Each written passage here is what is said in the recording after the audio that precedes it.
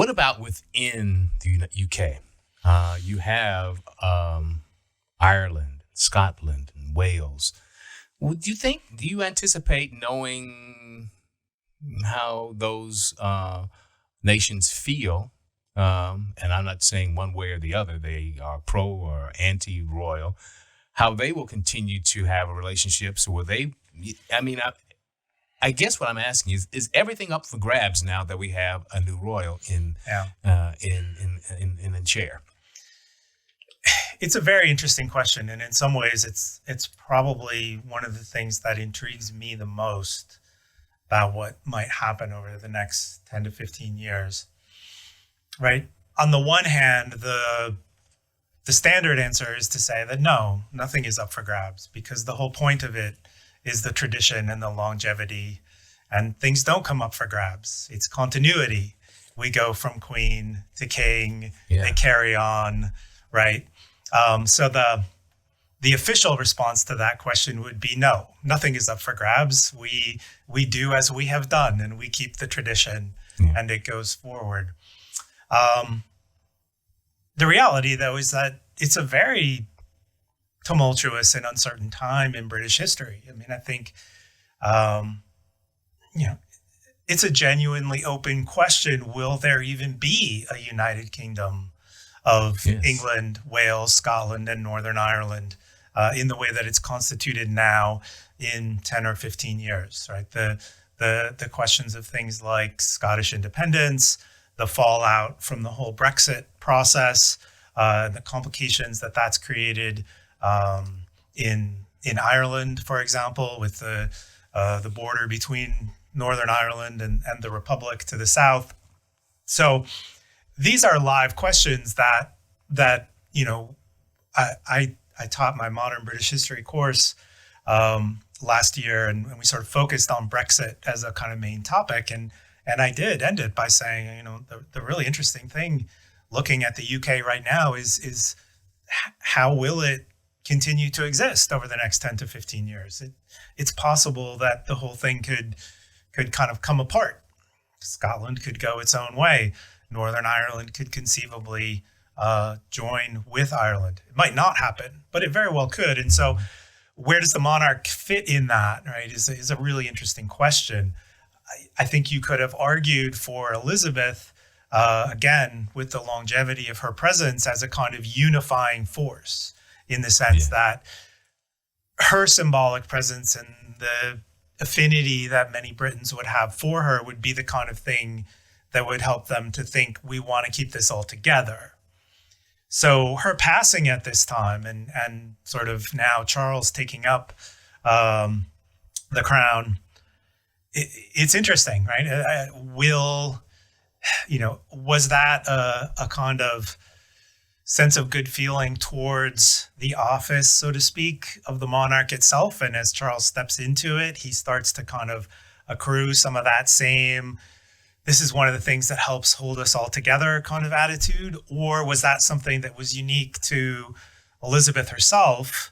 And this opens the door for people to kind of go like, now's our chance to do something different, right? Yes. And I honestly don't know how that will go, right? I mean, I really couldn't give you a sure sense. No, absolutely, what it will mean. I think these are very open questions in a kind of transitionary period, and this transition of the crown just sort of adds to the number of questions about where is this going to go next. You're absolutely right. All of this is, it can happen, and we don't know if it will happen, but the possibilities are there. But let's shift a little bit for the next couple of questions before we wrap. And so we have Parliament, we have the royals, and there also are the people, the institution behind the royals. Mm-hmm. Let's talk about them, because I would say they're probably the power mechanism. They're the ones who steer the crown. And who are these people? I mean, there's no privy council anymore, I don't think, but technically there is a privy council, actually. Right. that is made up of some of the other members of the royal family and various other figures from the aristocracy and government. Again, they don't exercise the kind of political authority and power that they exercised 250, 300 years ago. But they still exist as Are they named? Are they on record as being? yeah, I couldn't give you many of them off the top of my head, but you can look them up. Clandestine group. No. They're known. And you have something like the Accession Council that we just had, which, included former prime ministers, current politicians, some of the other princes, mayors, But again, a lot of those types of institutions simply do the things that have always been done to, the queen, for example, still had a weekly brief meeting with the prime minister every week. Did that involve the queen saying, you need to do this and you need to do that? No, it was kind of like, well, this is what we've done. The relationship between the government and the crown is part of what gives it part of its legitimacy. So we keep doing these things. What's interesting, I think, is that if you think about you have sort of the people behind, more so than like sort of ceremonial offices like the Privy Council and things of that sort. There's a whole institutional operation behind the royal family, right? There's advisors and administrators and all sorts of various sorts of people that keep that whole enterprise running, the company, right? As we heard it referred to recently when there was all the sort of Harry and Meghan and all of that stuff. And that's going to be interesting to kind of see where that goes, because of course those are people who do, in a sense, serve at the pleasure of the monarch. Is Charles going to go in and shake up the leadership? Is he going to move some of his mother's advisors and backers out and bring in some of his own people? Will they look to do things differently? I don't know. Obviously, they play a key role in sort of shaping the way that the royal family seeks to present itself. And so, how that sort of shakes out and who Charles decides to keep and bring on board and how they sort of steer the public perception of the monarchy and the kinds of things that they want to do, will be interesting to see. What is frequently talked about is that Charles wants to sort of slim down the monarchy and the royal family, right? Have fewer of these sort of working royals, as we heard them termed in the whole sort of thing over the last couple of years as Prince Harry was sort of stepping down from his public role and all of that. And really kind of, it would be him, it would be William, it would really be just those who are in the direct, immediate line of succession to the crown, who would be the most forward facing, and that others within the royal family would not have as much public responsibility, and maybe not even be out there as much doing those sorts of things. It's yet to see whether that'll happen. That's what for a long time has been talked about. When Charles gets his chance to become king, this is what he wants to do. Well, wouldn't that mean that if that is what he wants to do, and that does happen, and there are fewer royals, then there are fewer responsibilities. There are fewer things they have to do. There's fewer symbolic relationships. Potentially. It will either come down to, the royals do less of those things, or Charles and William and Kate are just busier because they're doing more of all of them. Okay. And I'm not, I think it's still a little unsure to kind of see how that will shake out over the next few years.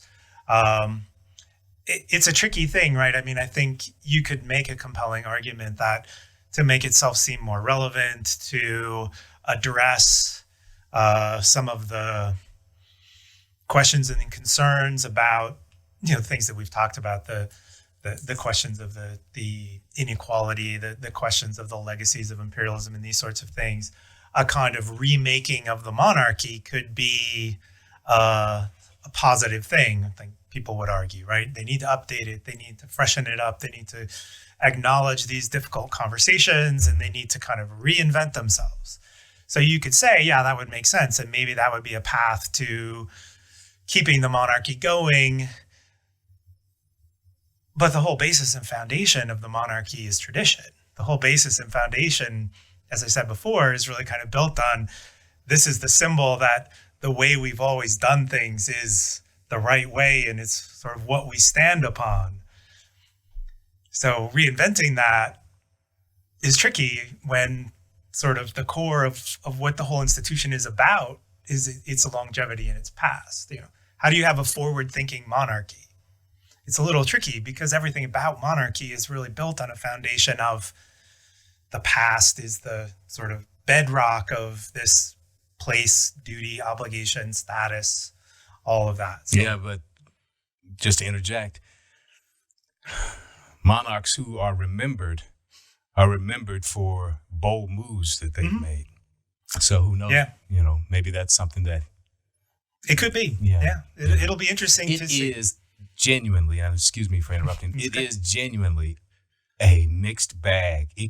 There's all sorts of things that could happen. And perhaps that is why people are so fascinated by the royal family, because it's got so many layers, as you mentioned. Yeah, I think so. And I think it's right. I mean, I think you could, and I sort of, this is what I sort of told my students at the end of the last time I taught the British history class as well, say that, I could stand here and predict all kinds of bold and dramatic things that could potentially happen over the next 10 to 15 years. And dramatic changes could happen to the UK. Charles could reinvent himself as a new sort of monarch and make a bold decision to chart a new course that reinvents the monarchy. Or they could all just sort of do the same thing and just kind of muddle along. And in 10 years, it's kind of like, oh, well, something could have happened. But, we just sort of trudge doing what we do. And here we still are. Like, I honestly feel like it's kind of a 50-50 proposition. It could go either way. And, it'll be one of the things that'll be interesting to watch the UK as we move forward here to kind of see how that plays out. Well, Dr. Rutz, if something does happen, major event takes place with regard to the royal family, the UK will certainly ask you to come back and talk to us about it. It's been a pleasure meeting you. And thank you so much for sharing your opinion. Sure. Thank you, Wendell. I appreciate you having me. Another example of the great people we have here at UWO, the faculty, the staff, the alumni, the students who are here on campus every day. That's all the time we're going to have for you this week on UWO. Now, remember to always look for a new episode of our podcast or to check the UWO YouTube page for the latest episode. Thanks so much for tuning in. Until the next time.